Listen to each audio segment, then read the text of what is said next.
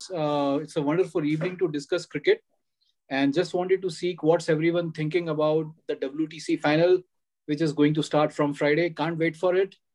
And New Zealand seems to be having little bit edge advantage against India because of the practice they got there, and our guys are Yeah. fresh in England. So, what do you guys think? See, if you ask me, New Zealand, in a way, yes, they do have an advantage, considering that they have played in England very recently, which is less than a week away from the final. But if you look at the overall picture, the way New Zealand has qualified, there were like so many ifs and buts, all these things to be considered. The way they have qualified, I don't say like they're not the deserving team though, but there are various prospects as well which went in their favor. Okay, if you look at the Indian team, which went in the hard way and made it happen, even after the revised point system and all. So we were like at a stage we were pretty much qualified and in a decent position, and we were just waiting to see like which team would be in the second position.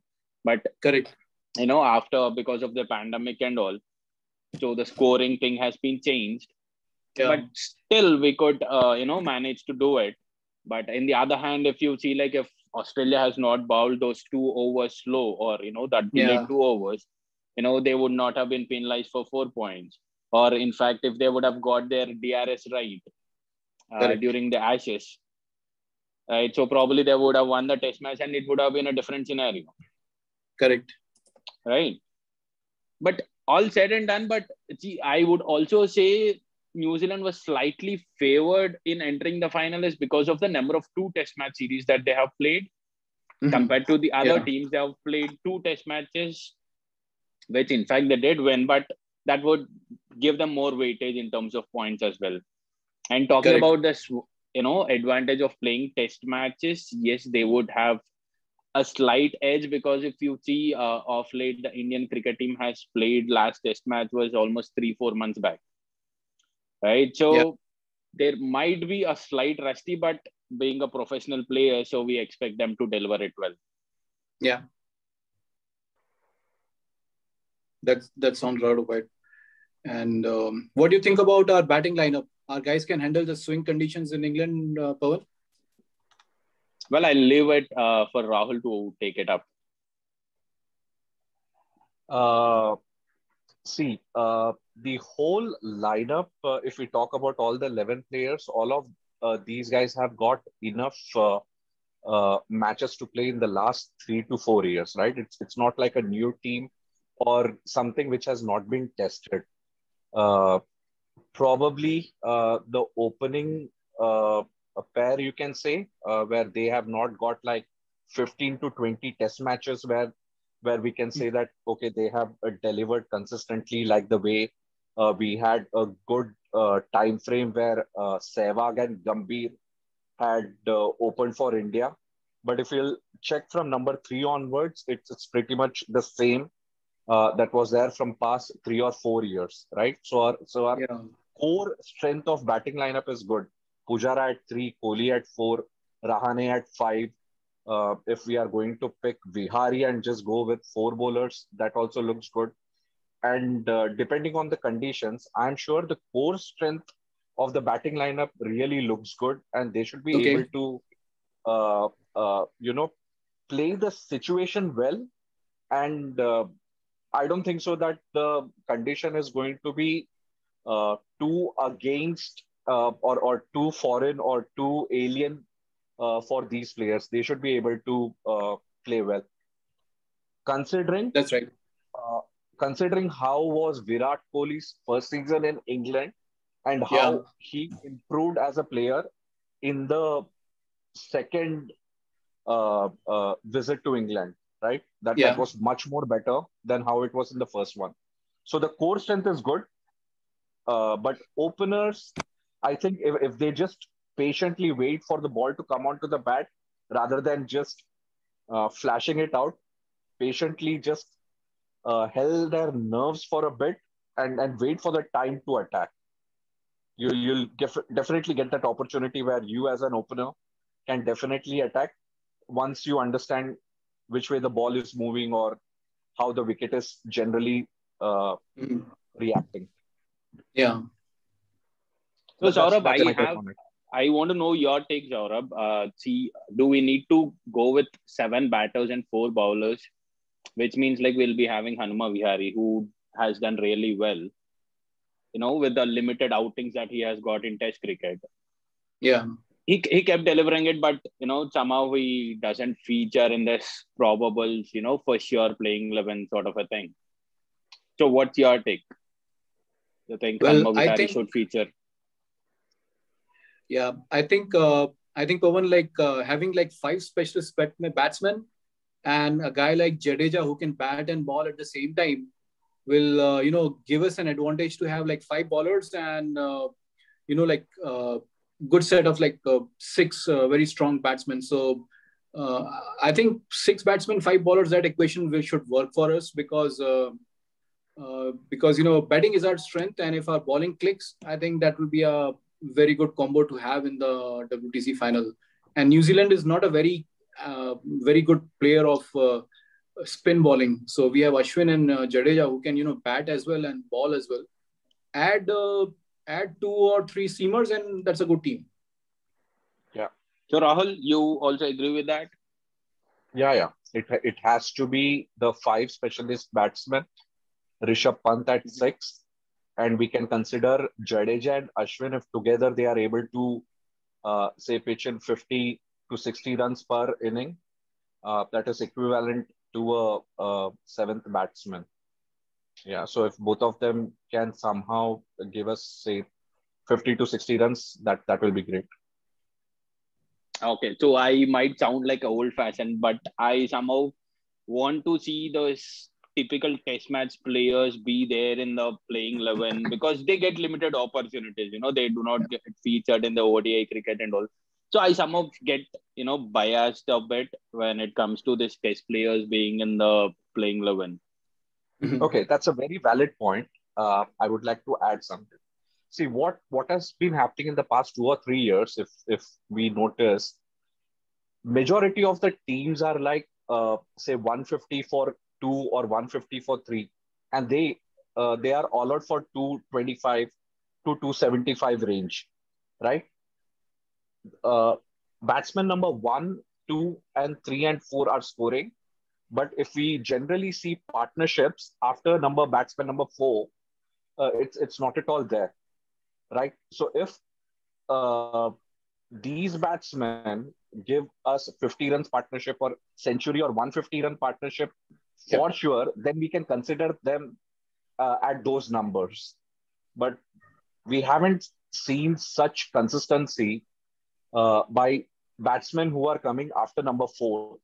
So which is why strategically, tactically, it makes sense to pick a bowler who can bat and give us the same 40 runs, which batsman number 6 can give.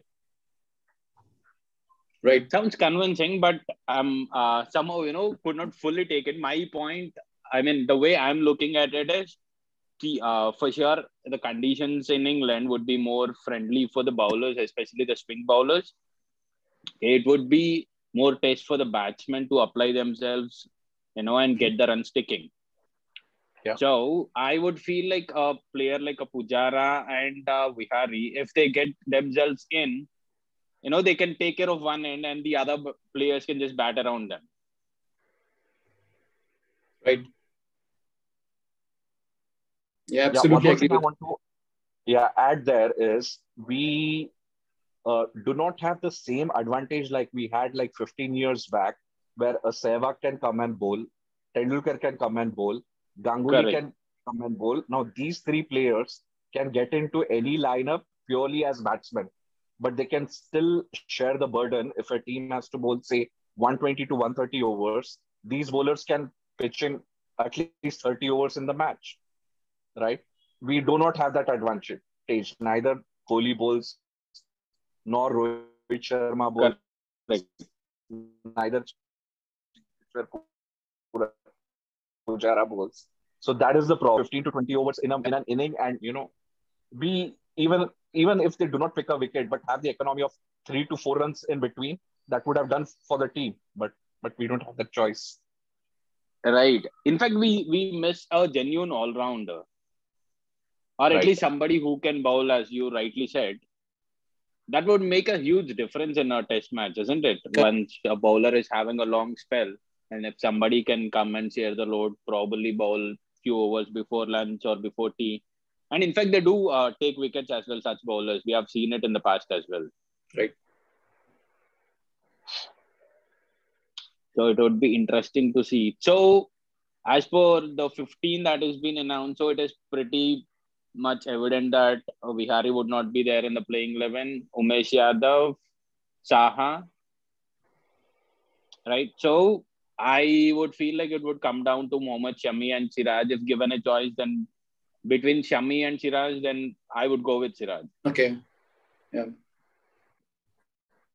So with his recent form. Mm-hmm. So any other thoughts on that? I think I'll go with experience, and I'll vote for Mohammad Shiraz Pawan, because he has done pretty decent in overseas touring conditions, and experience counts in these high pressure matches. So you're talking about Shami? Mohammad Shiraz. Sorry, Shami. Right. Yeah, I got that. You've confused. Okay, yeah. I interchanged the names. Yeah. Okay, and what do you? That's an interesting one. And what do you think DRS decision making from our current team, and especially the captain? Well, see, first point is like about the umpire's call, which needs more clarity. Right. So if you're not really sure about the umpire's decision, that is when we go for a review. I mean, there are videos where Harsha Bhogle trying to explain the logic behind the umpire's call and all. But it can be better. Okay. There could be better because we have technology evolved so much.